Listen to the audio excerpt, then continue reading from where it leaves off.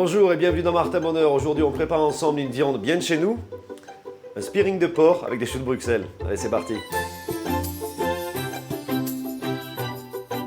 Les ingrédients pour notre recette. On a bien évidemment ici une belle pièce de spearing de porc, une belle branche de romarin, un petit peu d'ail, un citron, des pommes de terre nouvelles, des choux de Bruxelles parce que c'est la saison. Ici, quelques épices poulet, vous allez voir pourquoi, et un petit peu de bouillon de légumes. Ce que nous, on va faire aujourd'hui, c'est qu'on va faire une recette entièrement dans une cocotte. Donc on aura le rôti qui sera beaucoup plus humide parce qu'il va cuire avec le bouillon et les légumes.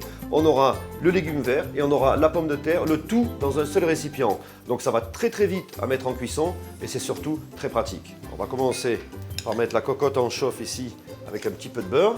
Et alors vous allez voir les petites astuces qu'on peut faire par exemple pour assaisonner du porc à la maison. Ce qu'on va faire, c'est qu'on va utiliser, vous savez, ces épices qu'on met souvent sur les volailles avant de les mettre au four. C'est pour ça que les volailles sont bien rôties comme ça avec des petits points d'épices. Ben nous, on va faire la même chose avec notre pièce de porc. Et alors, on n'hésite pas à en mettre, parce que ça va permettre d'assaisonner aussi le bouillon.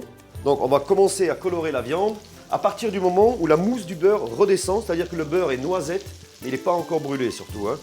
Et voilà, la mousse est en train de disparaître, donc on peut mettre la pièce de viande. Voilà.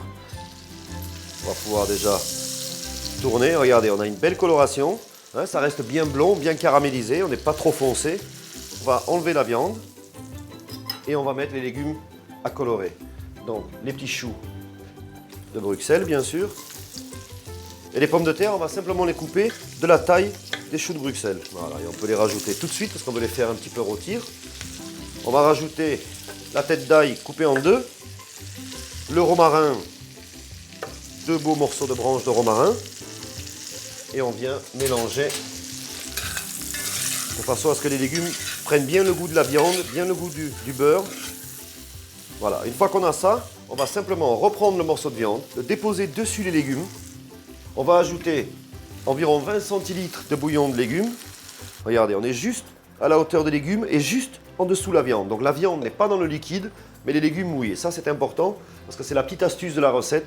C'est-à-dire que le rôti va continuer à rôtir, mais avec toute l'humidité des légumes. Voilà, on met le couvercle et on est parti pour une bonne vingtaine de minutes de cuisson, le temps de cuire les pommes de terre, bien sûr. On va vérifier ensemble la cuisson. Vous voyez, on a vraiment une belle couleur. Je ne peux pas le manger forcément parce que c'est trop chaud, donc je vais vous l'offrir. Réalisez surtout des recettes dans le même esprit, avec la même technique de cuisson. Vous pouvez varier les légumes, n'oubliez pas, suivant la saison, c'est important. Et bien sûr, n'oubliez pas, réalisez et créez vos propres recettes. Prenez-les en photo, notez-les, vous nous les envoyez et on les publiera sur la page Facebook de Martin Bonheur. Bon appétit!